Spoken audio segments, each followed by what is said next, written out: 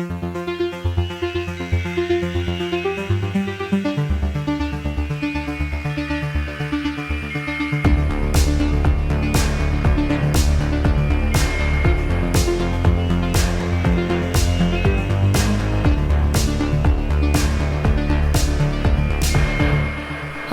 and welcome to Every Horror Movie on Netflix, the podcast where we watch, discuss, review, and sometimes argue about every horror movie on Netflix. I'm Elizabeth, and I'm here today with... Steven. I'm Chris. And I'm Patrick, flying Turbo Dog, Portobello, One Man War on Terror, done. Yeah, here we all are, and... pretty soon the show is just going to be you listing your name tags, your nicknames, and then we're going to say, well, that's all the time we have for today. Would you view it, cue it, or screw it? You have discovered my evil plan. Yeah. I'm sparing us all from a lifetime of watching Netflix horror movies. Well, we watched Anguish this week, and I think that movie may have brought up some feelings of anguish in some of us. Steve? Well, I did text Patrick and said the movie should be called Languor and not Anguish, because I just felt completely apathetic about it. It wasn't... I don't know. It didn't inspire like a sense of like frustration or like anger in me, or like however you define the feeling of anguish.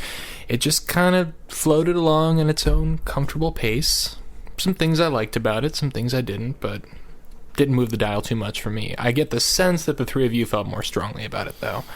I feel like we should talk about it a little bit before we get down to assessing it right off the bat. Well, does someone want to give the listeners a little picture of what we watched this week? A little synopsis. Anguish is the story of a young girl. What's her name?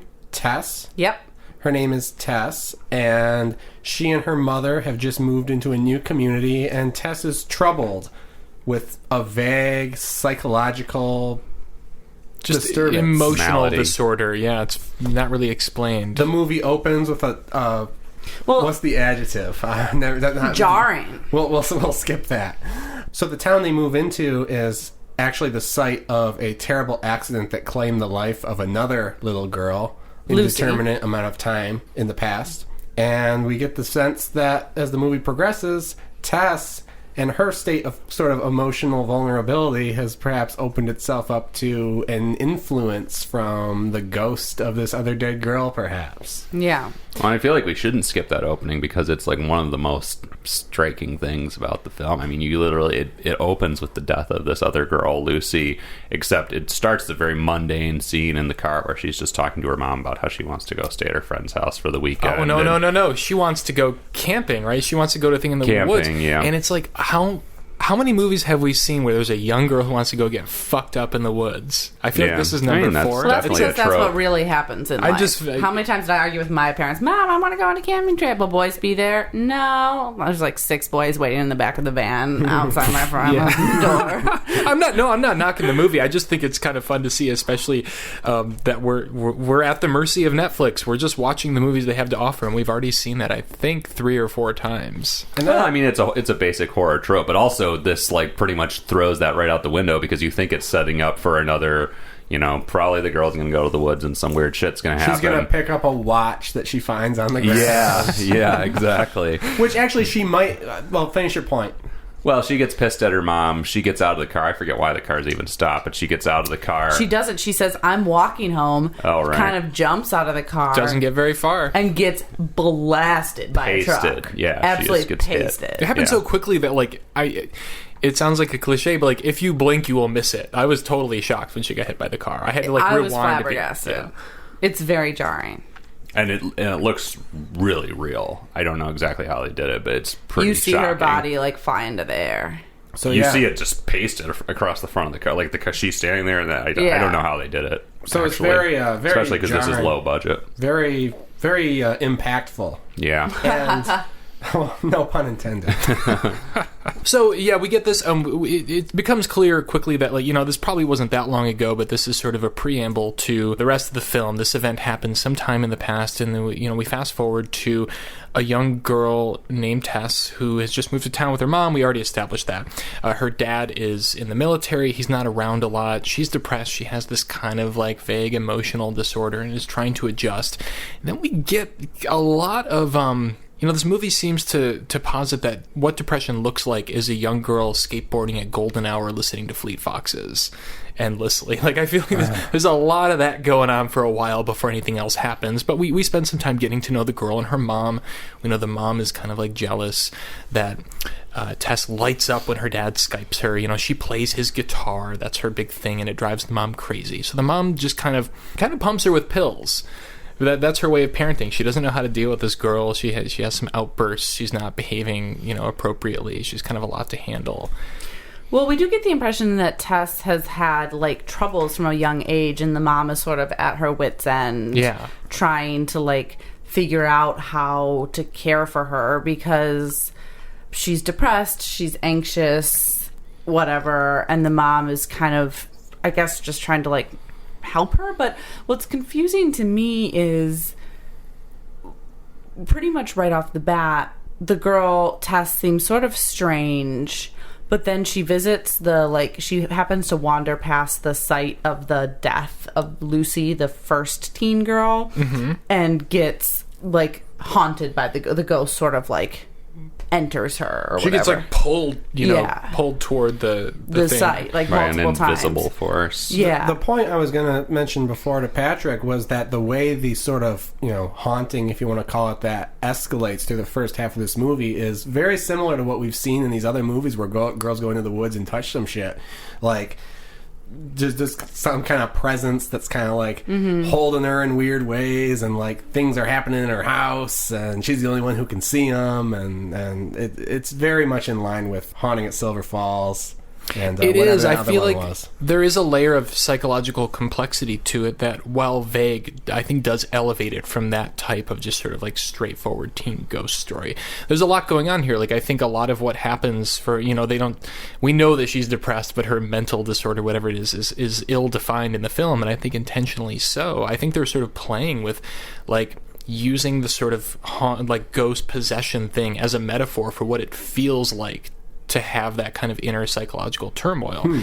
That I actually really appreciated that. I don't know if I exactly understood what the end goal of that was, but let's not forget cool. It opens with a allegedly or a supposedly topical title card about how many kids, how many kids suffer 4 from million. mental this or that, and while doctors can medicate 80%, there's another 20% that remains unsolvable or something like that. And what I a groaned at that phrasing. too a little bit. It wasn't so much the phrasing that bothered me, but anytime I see that, I feel okay, this is 13 Cameras is the most recent example from our show, where that's a classic exploitation tactic. They might as well have said based on true events. It doesn't go that far. They do that. No, they do that at the end. Yeah, they do. And they show a picture, of a girl who supposedly is either dead or troubled or something. That's right. And do we know, bizarre. Do they offer any other information on who that girl is? No. There's no name, dates, anything? No. Wow, okay. So I forgot. It's full disclosure, it's been a week since I've seen this movie. Yeah, about the same. So, but how do you feel like it's similar to Haunting at Silver Falls? What do you mean? Just, I guess, the vaguely creepy, not very scary, semi-ghost haunting occupation shit that happens in the first half of the movie. After she visits the grave, and then she's just kind of poking around her house and, seeing weird shit here and there. I don't know. I had a similar feeling. Non-spooky spooks. And there's there's some shitty jump scares in this movie too. I mean, one of them is when she does kind of happen by that gravesite, and she gets, I think even before she gets sucked into it, the color grade suddenly turns sepia, and the camera jumps forward, and there's a shrieking note on strings or something. I was oh, come on. I was actually, the jump scares in this movie were the best for me that we've had. I jumped multiple times, and towards the end of this movie, I was a little bit exhausted because I had just jumping so much. I had much. jumped so many times. It's exercise. True. I had there were so many things, and there's a scene early on where she goes out. So she wanders outside of her house at night a lot. I think she's just restless and a troubled teen, whatever. And she looks back at her house and she sees like a bunch of hands slamming against the windows of the front of her house. And it's just so many jumps. I was like, ah! And there's a lot. I don't know. Somehow they managed to keep tricking me throughout this movie and startling me. I didn't really register any jump scares at all. I don't even feel like I know what you guys are talking about. There were a few, and I don't remember specifics, but I do just remember like having that. That's something that really bothers me in a lot of horror movies, when like something just kind of like jumps out at you and it's not like there's no build up. It doesn't feel like it's paying off to anything. It's just sort of like trying to keep you awake. But there were some more subtle things, like the hands coming up on the window. I didn't register that as like a jump scare. I mean, it is kind of like a cliched image at this point, just sort of like the shadows on the window. But it was shot well, lit well. Yeah. It looked cool. It creeped me out, and I wondered, is she going to go in the house, and what is she going to see? Because there's like one hand that lingers on the window before she goes in the front door. I felt like that was really skillfully done. Yeah, it was creepy, and also it had some imagination to it. I don't think I've seen anything exactly like that before, which is more than I can say for some of the spooks in some of these other movies. Mm-hmm. I mean, I will say that it seems sort of inconsistent in that part of the movie, because she kind of looks out across her backyard and sees a ghost that we never quite follow up on who that is or what it is exactly. And there's the scene with the hands on the window that you guys already mentioned, and a scene where she's walking along the side of the house. You see her shadow, and then another shadow that's not matched up to an actual human being is following along behind her. And all those moments separately kind of struck me as creepy, but they didn't seem to add up to a consistent, like, what's actually going on here.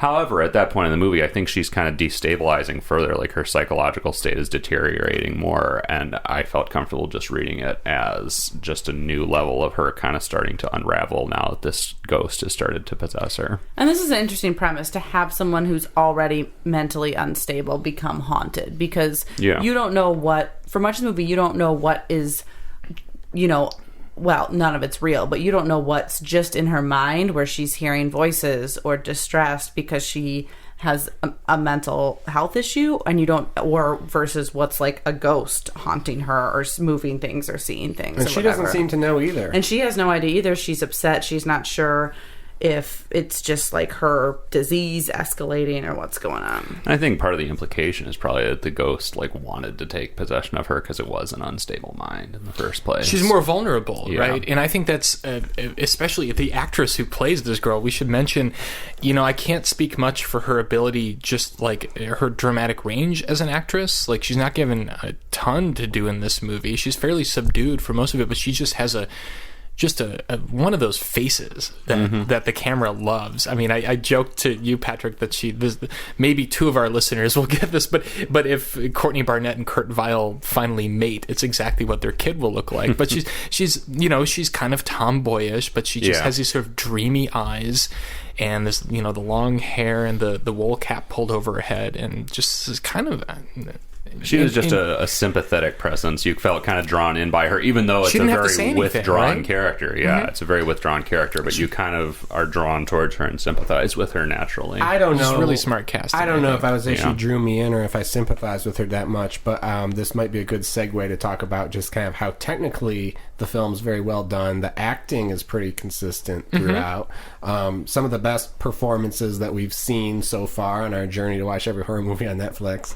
The cinematography was great, and the movie takes a lot of time just kind of setting a mood, maybe too much time, but I'd say so. It really, the early parts of the film, it feels like, I want to say Juno, just because that's one of the indie coming of age movies that made the mainstream, but it's just like her riding her skateboard through the town in the golden hour, and there's the passing trains, and she's gonna go to the bookstore, and she's gonna look at a guy. And it's all, I will say, that stuff is all beautiful, and it was so well shot that it just kind of, it didn't even have anything to do with the story. I was kind of taken back to what it was like when I was a depressed kid around that time. I actually, I did watch the first half of this on a fairly weepy night, but I did tear up a little bit just seeing some of that stuff. It brought back a lot of memories. So it's skillfully done if it can evoke those feelings without really forcing with too much of a heavy hand. Yeah, it felt like that, just kind of hanging around a mostly empty town, the kind of Like town Monroe. that we grew up in. Yeah, when you're kind of like down and you just sort of wander around and, you know, like sit on the fucking like concrete wall and like look at the boring shit that there is to see.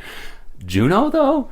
Juno is like snappy comic. This does not remind me of Juno at all. I don't even know what you're talking about. Like, It's been decades since I saw Juno. I just meant like this movie reminded me of how I remembered Juno and being a little bit of an offbeat, like coming of age, Atmospheric. and indie atmospheric. We're gonna maybe I'm using the wrong adjectives, but okay. I think people know. Yeah, I wouldn't I- describe Juno as atmospheric either. I get what you mean. It does have a similar, at least as far as the cinematography goes, it does have a similar sort of vibe, just sort of like very sort of subdued looking, and you get it has the like a sense kind of that a they're- melancholy feeling about it, despite Yeah. the fact that it's a comedy. And no one's in a hurry. Yeah. I was very. I realized that stuff was slow paced, but I felt very drawn in by it. It felt, and I'm not a big fan of Terrence Malick, but that would be the closest thing I'd compare it to, is those long, like, you know, very like sun-dappled. It may aspire to be like Terrence Malick. Well, no, yeah, I mean, it's, you know, sure, knock off Terrence Malick or whatever, but that seemed kind of what it was going for, and I felt it succeeded to at least some degree. Well, Enough that it made me tear up a little bit. Sure, I mean with Terrence Malick, there's a lot more going on in each image symbolically than I think there is in this movie. But aesthetically, it's pretty. I'm glad you guys were so drawn into it. I was drawn into it too. I liked it. I was like, okay, this is nice. I'm not really in a hurry, except it did overstay its welcome. And, Oh yeah, you know, I was just ready for something to fucking happen in this movie, and it didn't for so long. Vaguely creepy things, these days looking at the pond. Great. But there's a scene early on where she's, you know, coming under the influence of something. She grabs a knife, and you think she's going to stab her mom to death in her sleep. And I was like, please stab your mom to death in her sleep, because then there's going to be like a problem that has to be solved in this movie. I thought the same That's not thing. the kind of movie it is, though. It's a different the- kind of movie. It's a boring movie, I guess. It's a not a movie where almost boring nothing movie. happens until the last third. Well, I think I mean, that not they- everything has to be fucking ADD, like entertainment delivery system. Honestly, I don't- of all the movies that we've watched, more than anything, it reminded me of A Dark Song. Yeah. Because Yeah. it just very slowly builds. You're not sure what's going on, but you know something's going on, and it like slowly builds up. I mean, And it's an emotional story more than a horror and story. it's different. Chris is giving me the most disgusted look he's ever given. I have thoughts on this, but I want to hear Chris first. But it's not. I'm not saying it's like A Dark Song. It's not as good. None of that. But No. it's I just, thought the same thing. the- It is that kind. It's it's trying to that be that sort kind of of movie. thing. The Yeah. problem with this movie is there is. I mean, we haven't gotten to it because I did think of A Dark Song many times. Also because like I'm thinking in the context of the library of movies we've seen so far on Netflix. Like that's the closest reference Right. point to this.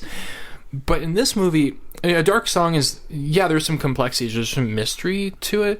And it is slow in points, but I think there's a point to everything that is said and everything we're shown. In this movie, it just did feel kind of meandering a lot of the times, where it's like, no, I don't need somebody to get stabbed every 5 minutes.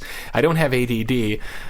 Well, I mean, I probably do, but I could enjoy a movie that is slower paced, but it didn't feel like this was like very well thought out at times. This movie, like, I'm not a clock watcher. Like, even if I have to pause the movie, I will try not to look at the time remaining or anything in a movie. And so, you know, sometimes you guys have complained about how you check the time and there's still 40 minutes left and it made you crazy. This movie, I actually did stop the time, and I was like, I've only watched like 35 minutes of this movie. It felt like 2 hours. I'm so comforted to hear that, because when it comes to this, I'm a clock watcher just because I have very little time to watch these movies, and I like try and budget it so I have time to like pause and take notes, or you know, sometimes I will get distracted by something and be like, oh, I want to like look up this actor and like figure out more about this and like kind of cram all the research and everything into like 1-2 hour block.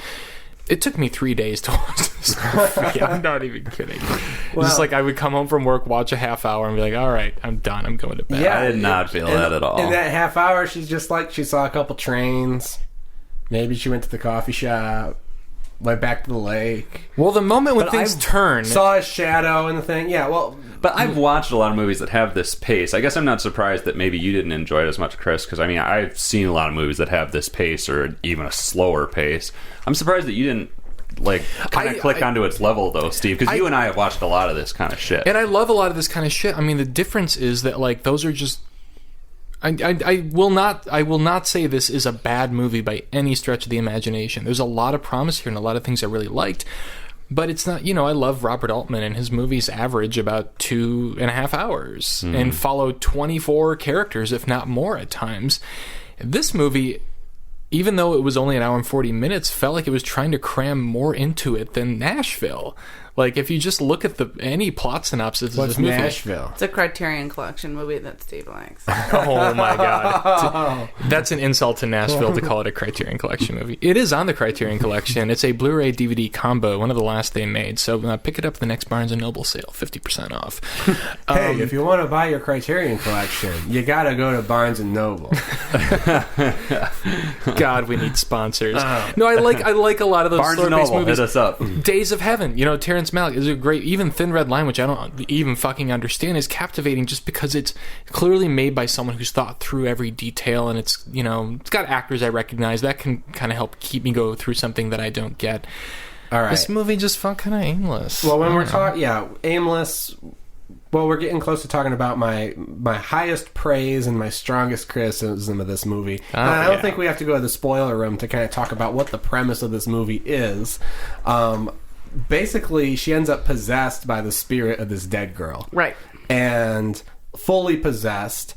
And because the dead girl is trying to communicate. The dead girl's trying to get back and see her mom again and stuff like that. So you have the mother of the dead girl who's still kind of adjacent to the story throughout this slow kind of opening bit. Right, and she runs a little bookshop. Yeah, and then it's like a question. You have this psychologically troubled girl whose own mom doesn't know how to reach her, and she gets overtaken with the personality of this dead girl who died in this horrible accident and has been grieving ever since. And that's a fascinating premise, and when they stuck to that premise, I thought the movie was fantastic. The problem is it doesn't get there until there's 30 minutes left in the movie. Less. It does take a long time, and I don't feel like that time is earned. Where? I feel like the writing is really... It's not just that it's unfocused, it's that it's unimaginative. The girl's exploring the small town, and she goes into the bookstore, and they have a conversation for 2 minutes about people don't like books anymore. It's no, I don't know. The point of that, they chit chat for a second. That's not the point of that they scene. They chit chat for a second, and then she says something that the mom used to say to the dead girl. That's the point of the scene. It's the point of the scene, but I'm saying hints of what's starting to happen with the possession. I gotcha, but there's a lot of filler stuff that doesn't really build character or make me any more interested in these people. That's maybe a bad example because it is such a short thing, but there's just a lot of long stretches where there's just kind of sort of generic conversations happening, and it takes a while, and then finally we get that little nugget of information.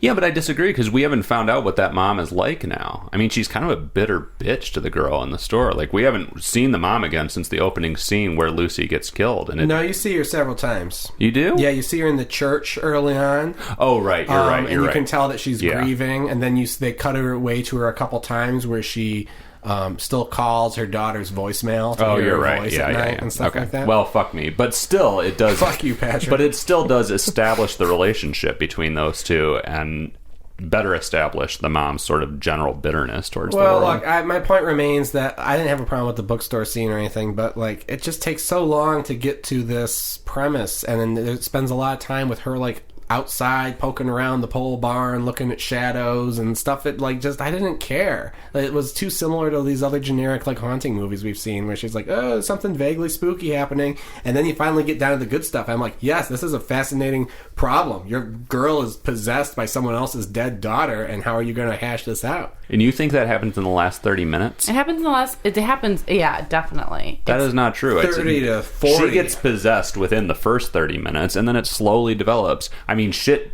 amps up in the last 30 minutes. She doesn't become fully possessed. It's not clear that she's possessed by the dead girl's spirit until... Right, it slowly builds. Yeah, but it didn't build like a dark song. It was here's something. I think the biggest issue is that the pieces don't, like someone said before, they don't all connect. Because you're still confused. It would be better if you knew that she was possessed by the dead girl's spirit and that was ramping up. To me, I was still confused if that was the case or not, because there's all these, as Chris says, vaguely spooky things that don't connect, like hands on the window, shadow following her. dead or image of a person I said standing they don't in the connect, yard. actually. Okay, so that's the most confusing part because it's not doesn't seem to be all coming together very well. Yeah, that is kind of a problem. So I think it should be obvious that she's possessed by this girl at the beginning, but then you kind of get thrown because it's like, well, then why are there so many hands on this window? Like, I had this many ghosts haunting her. Like, is there more than one? I don't know what's happening, and it does feel like a sort of they're just kind of throwing everything at the wall. Like, this is, we should mention, the directorial debut of a guy who had produced some pretty high-profile horror movies, including The Strangers, which didn't do a lot for me, but people love it. It's kind of a cult movie. The Strangers. Now. It's a big deal now. It's like coming out on Scream Factory and stuff. Can't wait. So I feel like this was him. Like, he wanted to try a lot of different setups and different types of scares, and maybe that's why it has that disconnected feel for a while. And I even felt like when it finally became a full-blown possession movie, somehow I didn't see that coming, and I was like, oh my god, this is like another movie entirely now. Like, it seems obvious, but I didn't expect there to be a fucking priest and like to have the whole like exorcist thing going on. Well, yeah, my problem is, for the beginning of this movie, for most of this movie, there's like no conflict. There's nothing that I care about. There's this girl who I guess you guys really sympathized with, but I thought she was so flat. She was almost like the guy from Amnesiac, just kind of walking around playing one note. No, I didn't think she had a discernible personality. She did. So I don't think she did either. I just thought I found her like physically. I mean, attractive is the wrong word because that makes it sound like I think she's like hot or something. She just has like a look that is really distinctive and really, really kind of alluring and like somehow sympathetic. There's something about the eyes, the way she looks at the camera. But yeah, was I fully invested in her as a character? Hell no. Yeah, there's no character. I don't know anything about there. her. She plays her dad's guitar. That's it. And she skateboards. So as she's getting possessed, I'm like, great, because whoever she's being possessed by is a little more interesting, and especially when it turns out to be, what's her name? Lucy, because we already know Lucy a lot better than we know Tess by the time that shoe drops, because they show her in flashback like once, and she says more in that flashback than Tess says in the rest of the fucking movie. So I was like, yes, I'll trade Lucy for Tess. Or I'll trade Tess for Lucy. Give me some Lucy possession. Where we go from here? But that doesn't happen until so late. I was just so bored.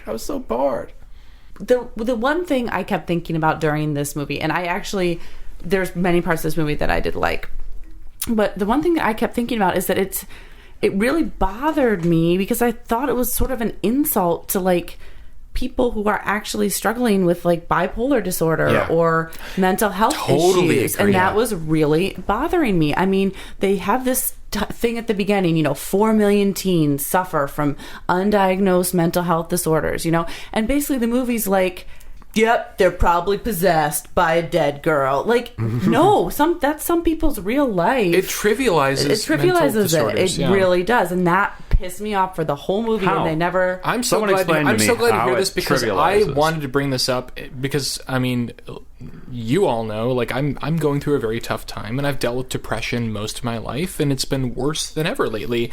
And one thing this movie kind of like triggered a little bit of that for me, and I thought like maybe it would be life affirming somehow, but something about it made me feel like it does kind of trivialize depression because it does like explain it away with ghosts for this girl, right? And no, she's depressed. Her depression has nothing to do with the ghost. She's depressed before the ghost.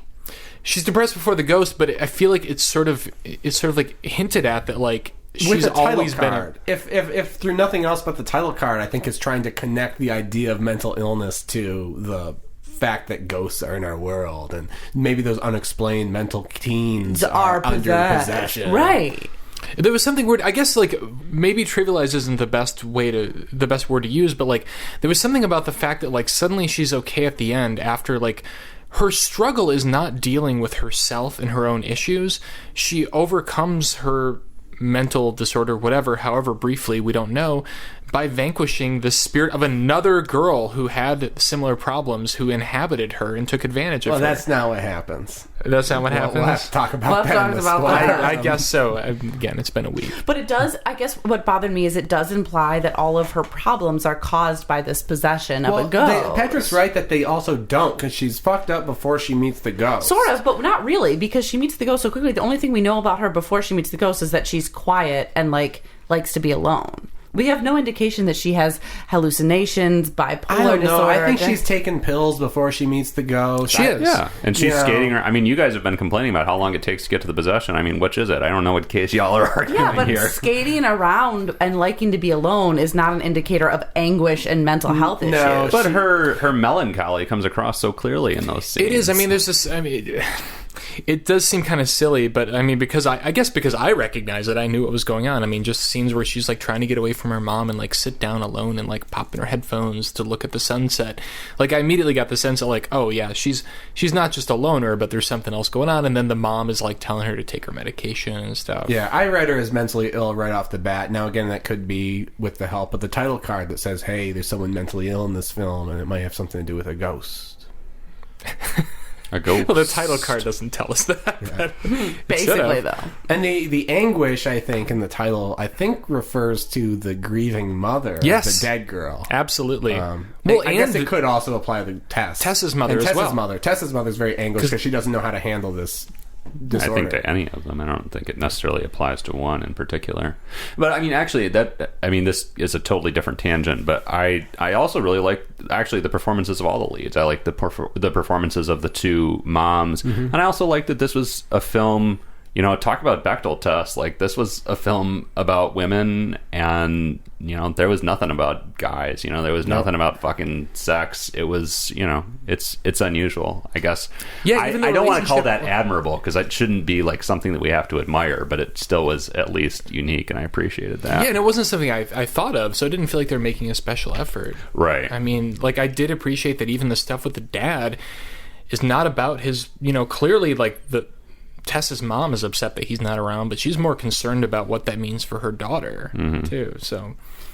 It just felt like a very unconventional subject matter and a very unconventional way to handle all this to me, and I appreciated that. Well, I don't want to harp on this topic, but can I just say one more thing about why it bothered me? Is because I think that some people with mental health issues feel the way that Tess feels, and they're not possessed by a ghost. Like, they have those experiences of hearing voices and hallucinations and not knowing what to do and trying to calm themselves. For sure. And freaking out. And, you know, the ghost is not the answer. That's their real life. Well, they even diagnose her at one point with DID. Right. Because she's, you know, seeing ghosts and shit. Right. And that's, for many people, that happens to them. And, you know, it's not that they're being possessed by a dead person. That's their life. So I just think that writing it off to a certain extent as like, oh, well, she was possessed by a ghost is a little bit, you know, just drop the title card, really, is the only thing they should have done.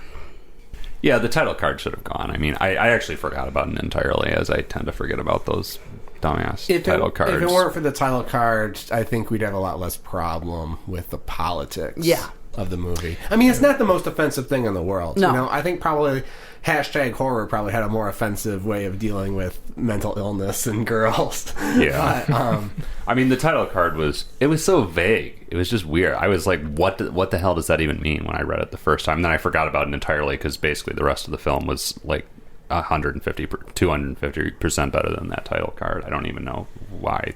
yeah, the title Who card came up with that? Title card sets you up for a shit movie, and then it turns out to be not that shit.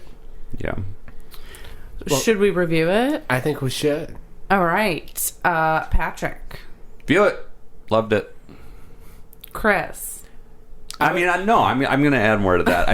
I thought it was beautiful. I thought it was a really unconventional. It had the pace of sort of, you know, I hate to use the very generic term indie movie, but it felt like a totally different kind of movie than anything else we've watched, and a really interesting take on the possession genre. We'll get into that a little more in the spoiler room, because I don't think we want to get too much into the details of how this whole possession thing plays out, but to me it's a really beautiful and unique and innovative take on that. There are some flaws for sure, but I really enjoyed it. Just, you know what you're getting into. Obviously it's not fucking a scare a minute. It's not necessarily high energy. It is a scare a minute. It's very meditative.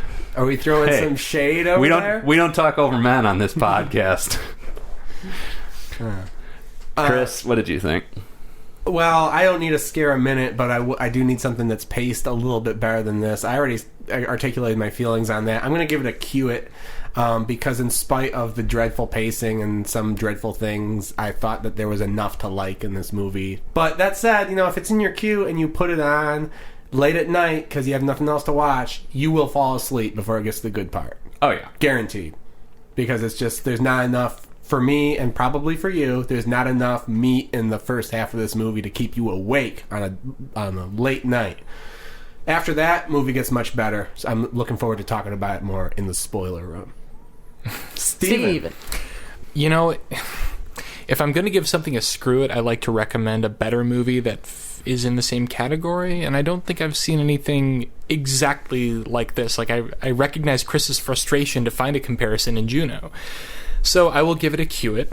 And it was in my queue, actually. I discovered before we watched it. It was already in my queue because Bloody Disgusting, a horror website that I highly recommend, that I really admire, gave it a great review. And I read the review again after seeing the film and thought, you know what? I get it. This movie is for some people. It's not for me. I felt like it was trying to be an art film and it didn't quite get there.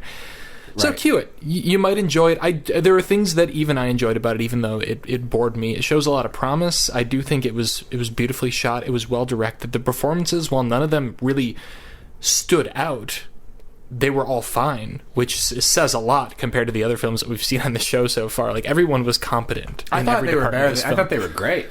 Great, really. I thought they were suitable for what the movie is, so I didn't feel like anything was out of line in this film. It is a complete vision. It is what it is. I didn't like it, but you might. Also, I'm an idiot. When I said indie film before, I was art film, I think, was a little more what I was going for there. Indie film is, art film is a generic term American as well, Poltergeist is an indie film. Yeah, they're all indie films. So yeah, art film, I think, was more what I was kind of going for. And I don't think it's trying to be an art film. It's trying to be like a little bit artsier than the average horror movie, but whatever. Yeah. Cue it. Elizabeth, did you already give your review? I didn't. My review isn't that different from Steve's. I would say cue it. I didn't personally like this movie, but I recognize that it is not a bad movie. I personally struggle with movies where there's things that are left unexplained that you have to be like, well, that was a minor plot point. We can just let that go. And to me, there's a lot of that at the ending of this movie. I prefer things that are at least... I think it's lazy to leave things unexplained.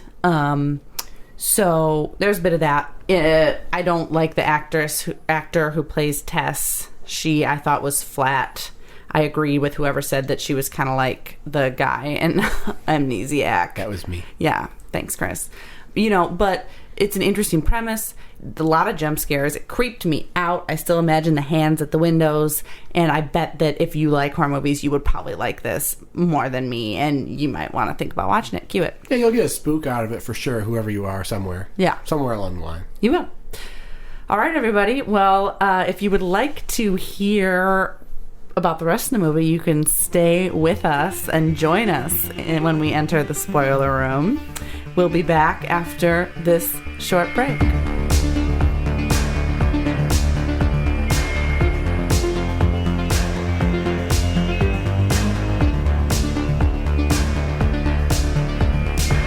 Welcome back to Every Horror Movie on Netflix, and now we're in the spoiler room, so leaving behind all those little bastards who don't want to hear how this movie ends.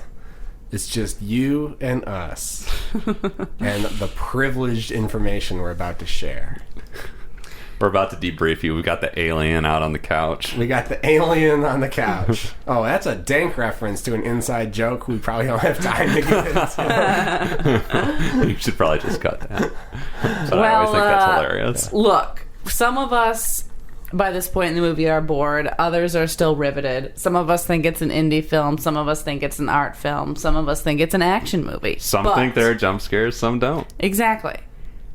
But regardless, we can all agree on the true climax occurs when Tess and her mom are driving down the road, and Tess is it's been rough for her at this point. She's been in and out of the hospital. She's seeing things. She's hearing things. She's fully possessed. She's pretty damn close to fully possessed, if not fully possessed. She's already had the meeting with the priest and was like, oh, by the way, Mr. Priest, your dead brother says he's fine. Yeah. And it's not your fault. for killing him when he was 9. Yeah. Terrifying moment, by the way. Did anyone else get the spooks there? Or was it just me? That was creepy. No. Very creepy. Oh, hair back of my neck Rised. fully Risen? fully extended. Risen? Yeah, so she, and I think the viewers are getting the impression too that she's possessed by Lucy. But I think we're supposed to think that she's possessed 100% by Lucy at this point, but I thought that she was possessed not entirely by Lucy. I thought there was some other shit going on there. And it reminded me, to drop a dank reference, it reminded me of Ouija Origin of Evil, and it reminded me of Insidious Chapter 3, both of which have the motif of, like, grief, and that when you talk to one of the dead, they all can hear you. I definitely had the sense that there were other... I mean, the Wikipedia article totally confused me. If you read the description of this movie, like, it's wrong. Then, like, I don't think You should edit it, dude. It's not we should. Let's fucking edit it right now. Get together and do that. But I did get the sense that there were, like, her mind, because it is open to the spirit world, there's other stuff kind of sinking in. Yeah, it's true. Yeah, yeah. Tessa, so she's fully fucking possessed, and she and her mom are driving somewhere, and she jumps out of the car, much like Lucy. Lucy's number one MO. Yeah. Just jump out of the car. And Because it worked so well the first time. Well, you think... First of all, you question, she died doing this, hasn't she learned? Yeah. Second of all, you think perhaps Tess is not going to get hit by a car. But no, she jumps out of the car, rolls on the ground, sprints to the home where Lucy lived, bangs on the door. Lucy's mom opens the door, and she falls into her arms. Commence both of the mothers trying to sort of extract Lucy from Tess. And that's when the premise really kind of is fully realized, right, where Tess has now basically become Lucy, and now she's in a, let's say, a love triangle between Tess's mom and Lucy's mom, and we know how much they have both been grieving and how much they both care about their daughters, but, you know, Lucy and Tess, one of them gotta go. Yeah. Well, yeah, and there's this fascinating interplay where I think, is it Lucy through Tess asks Tess's mom to, like, let her have Tess for one more night. Yes. Is that what happens? Yeah. Well, what's a little confusing to me is we sort of figured this out because Lucy's mom shares with Tess's mom a story about when she was in India as a young woman and saw an Indian woman who could speak to the dead. Kind of not an important thing. It was important to me. It is important, though, dude, for the ending. Sort of, yeah. There was a girl in India who was being used as a medium because she could somehow be inhabited by multiple dead spirits, and they would come and go, and her eyes would change color, and she would talk to the family members of the dead. Conspicuously absent from that flashback scene in India, Jay. But you know he was there. So that's interesting. And there's actually a scene in the movie of this Indian woman speaking to various families, dead people speaking to her. I was hoping it would be a 10-minute song and dance. Sadly, it felt very superfluous to me. I mean, basically it exists to set up the concept of eyes changing color based on the spirit of whoever is possessing you. Your eyes change to their color, but I feel like that could have been established in a way other than something as stupid as this story about India. And just kind of the idea that the person can host a revolving door of dead people. Because one of the concerns comes up that if Lucy leaves Tess's body, a different spirit could come inhabit it. Which happens, because we're in the spoiler room, it happens, and it's also a terrifying moment. Yeah. Where, you know, Lucy is like, okay, I'm done in this world. I'm going to go back. And then Tess comes back and like, hey, are you Lucy? Are you Tess? And she's like, nope. Go fish. And then all hell breaks loose. Yeah. Which is fucked up. Which, really, all hell doesn't really break loose. Yeah, what are you talking about? She basically runs into the basement and hides. I think she might attack one of the moms. I think she attacks both of the moms. Yeah, mildly, though. Not like a demon in your house. Well, not mildly, dude. She's like whacking them with dressers and stuff. Yeah, I guess. I would say purgatory breaks loose at minimum. Okay. I guess, okay, so I mean, this basically... movie did feel like purgatory breaking loose. So basically what we're learning from this is Wikipedia was right. You and I fucked up. I think they're right. I was going to say, I don't know what you guys are talking about, honestly. I did not I've pick never up on seen a movie where I suddenly started caring in the last 30 minutes. If I don't care up until then, you're not going to suddenly involve me. I've spent so much time with these characters, so I'm just going to Did you watch the last 30 minutes, Steve? Yeah, I did. I watched the whole movie, and I'm just going to sit back and listen. Are you saying that you did or you didn't care in the end? He didn't care because he didn't care in the beginning. I didn't care. Okay. I tried. Well, I gave it an honest effort, but I was like, I have nothing to connect to here. But more importantly, the point I'm making is that he and I did not perceive the fact that a spirit other than Lucy entered Tess, and we were both really confused because we both went back to read the Wikipedia. Steve and I have terrible memories for you guys. You guys know this, but the viewers don't probably. Steve and I have terrible memories. Cheers. And we watched this like a week ago, so we both went back and read the Wikipedia summary, to refresh, because it kind of just brings it all back, at least for me. And we both were like, what the fuck were they talking about, other spirits entering Tess? And I think it's something I don't think it's something that's really harped on. I'm not arguing with you guys. I believe you guys that is telegraphed in the movie and it is communicated in the movie, but I don't think it's something that's really like, well, it's just insignificant. Driven home. It's insignificant. Because there's this one moment where she is inhabited. Oh, you mean before? Doesn't it make the ending make more sense, though? Are you talking about other spirits entering Tess before they get to the mom's house? Or are you talking about after? The basement thing that you were just talking about. Okay, the basement thing it's insignificant. It's clear that something that's not Tess and not, what's the other girl's name? Lucy. It's clear that there's a third spirit that inhabits that's uninvited, that is like malicious. And that's clear because when it's either Tess or Lucy, one of the two moms can calm them because they're there, and then they directly ask, "Are you Tess?" She shakes her head.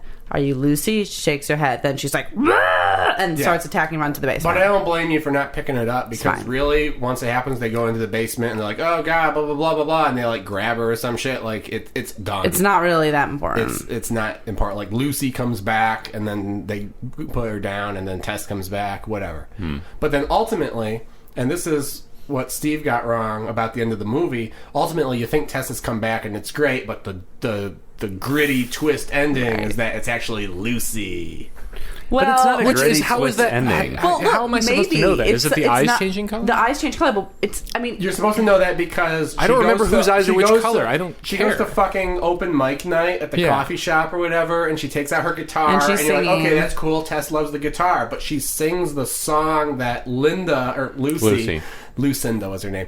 She sings the song. What the fuck? How can you not remember Lucy's name? All cast. She sings the song that Lucy was making up on the swing set in that one conspicuous flashback scene that really doesn't tell us anything about it. Exactly, which is like, why would I have been paying attention to that and thinking it would pay off later? Like, most of this movie is just sort of, I mean, like I said earlier in the like, languorous is the best way to describe the pacing of this movie. It just feels like I'm being shown things for no particular reason, and I had no idea that it was going to pay off in that way. Well, the issue is that raises more questions than answers, because you think that the problem has been solved to a certain extent because they have a reasonable, like, Lucy's not a psycho, like the spirit of Lucy is not psycho. No. She just wanted to communicate with her mom and say, like, I'm sorry, it's okay, I'm okay, you know? So it's kind of like, well, why won't you leave Tess? Like, why are you back? It's just a dark twist horror ending for the sake of having a dark twist horror It really ending. isn't, though. That ending is shot and staged so completely differently from any other horror twist ending. It's very slow. A guy comes up to Tess and asks her, I think, what's your name? Something like that. She doesn't answer, and it's a neat little intercutting, a montage of her playing guitar, her interaction with this guy in a coffee shop, the close-up on her eye changing. It's really unique, and you know what? I would even refute the whole argument about the belittling mental illness by saying she comes through this, and at the end, it's still present. This problem that she has is still present, but she appears to be living with it and functioning with it at the end. At the end, Tessma is dead. Tess is in the further at the end of the movie. That's not true. Lucy is inhabiting Tess's body at the end of the movie. She's sharing the body. She's still there. They're sharing. Why do you think? I mean, what causes you to think that Tess is gone? I felt like the information that you just gave me, which I did not read into it, is, if we're looking at this as, like, Patrick, you like this movie, and you said it felt like a Terrence Malick movie, like, at least visually, and felt like kind of artful. If that really is the twist ending, if that's how it ends, that, like, there's any part of Lucy and Tess at all, that feels really cheap to me. Like, what I want to see at the end of this movie that has this kind of pacing, this much attention to character, is Tess being okay at the end. I want to see some relief. I don't want to see a cheap little, like, EC Comics kicker in the final 30 seconds. That wasn't how it read to me at all, though. No. At all. It did feel like there was relief. I mean, she's out in public. She's interacting with people. She's at an open mic or whatever.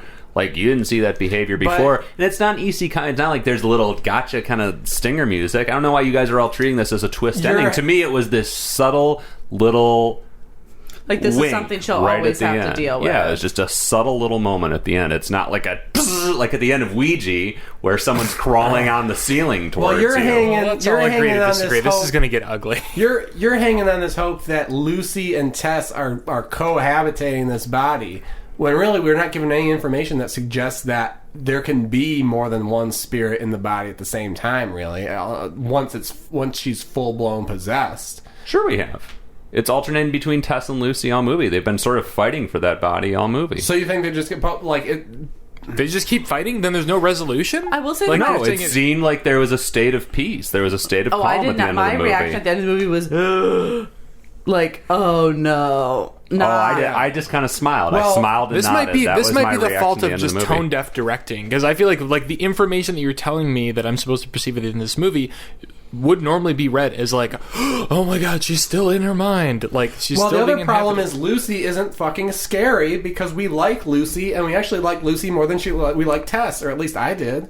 Lucy's not supposed to be scary. That's the whole problem. I don't know why anyone thinks Lucy's supposed to be scary. This is not really a horror movie. It's about I read a couple interviews with the director, and he said that he wanted to do something with the possession movie concept that was more emotional and dealt more with like what happens when there's someone inside your head and how that affects the people around you, how that affects you. It's not like a kind of fucking Conjuring, Insidious, whatever the fuck. Then fine.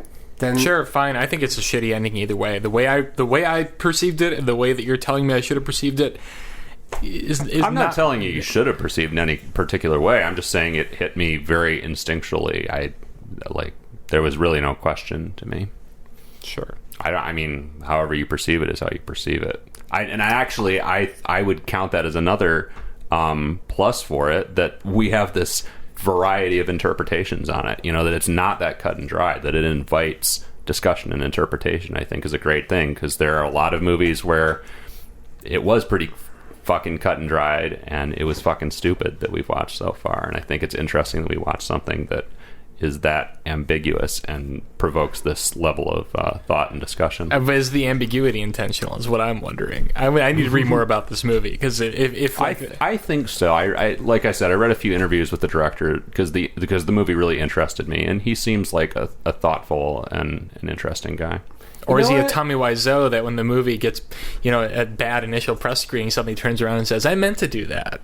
It didn't really get that bad. I'm just kidding. I'm not a huge fan of ambiguity, intentional or not. Like, I can think of very few examples of movies that end ambiguously, and I think it's not somewhat cheap.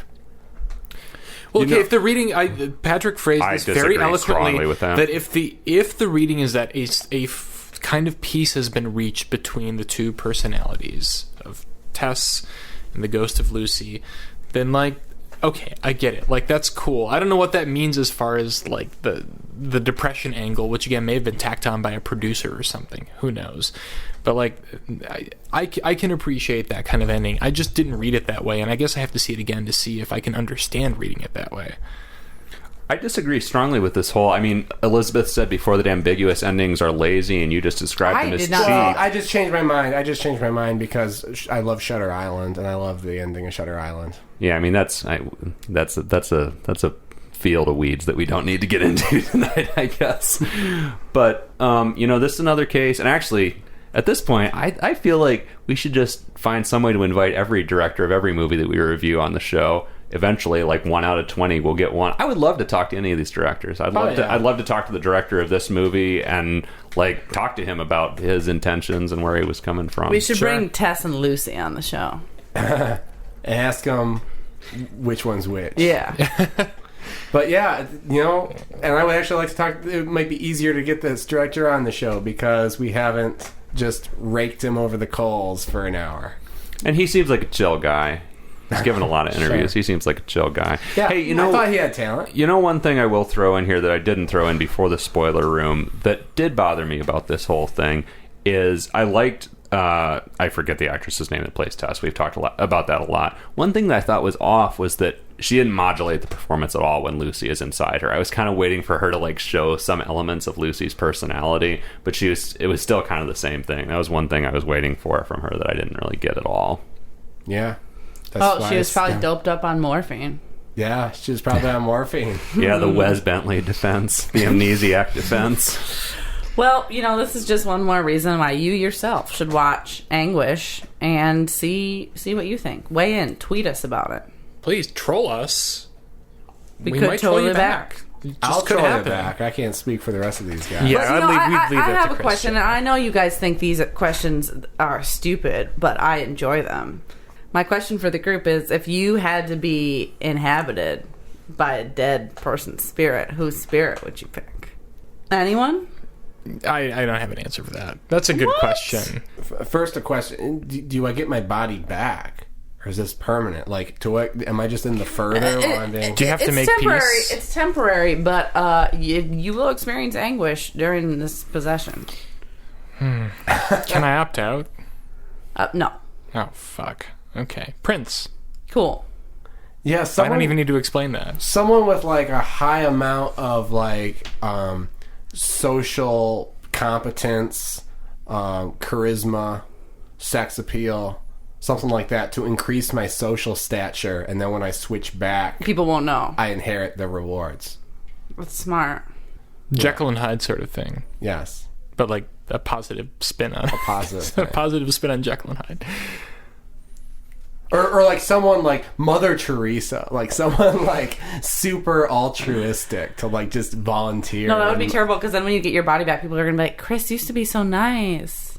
No, they'll be like, Chris fed the homeless for 4 weeks. And why isn't he doing it now? Why is he in his house sitting on his butt? Why is he playing StarCraft? Chris, we need you. All right. Well, Patrick, do you have an idea? No, what's your answer? I still have so many questions about this, and I want to know your answer because I think it'll clear up some of my questions. My answers off the top of my head are Queen Elizabeth I, because she seems sweet. Or Queen Elizabeth I is not gonna slum it in your